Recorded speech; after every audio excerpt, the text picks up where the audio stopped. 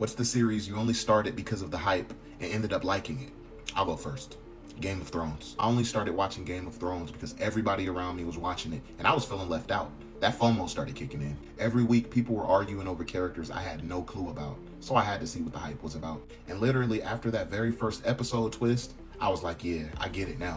That moment told me this show was not playing by the normal TV rules, and that's when I knew I was locked in. What really surprised me about the show was how every character felt like a main character. It didn't matter if they were on screen for 5 minutes or a whole season. The writing gives them depth, motivation, and flaws that actually make you care about what happens to them. You end up understanding why the villains even do what they do. And the wild part is, you start picking favorites right away. Some characters you root for instantly, some you love to hate. The show knows how to make you emotionally invested without you even noticing. Game of Thrones gets its reputation for being unpredictable for a reason. You genuinely can't predict who's safe, what's about to happen next, and how far the story will go. And that unpredictability is what makes it so addicting. You finish an episode thinking you recovered, and boom, the next one hits even harder. That's what keeps me watching nonstop. The production quality is honestly movie level. The sets, the locations, the costumes, everything looks huge and expensive in a way TV shows usually don't. And because everything looks so real, it pulls you right into the world. You don't feel like you're watching a fantasy show.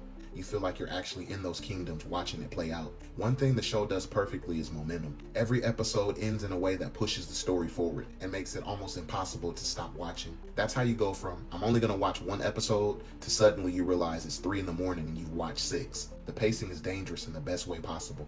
If you haven't watched Game of Thrones yet, what are you waiting for? Check it out.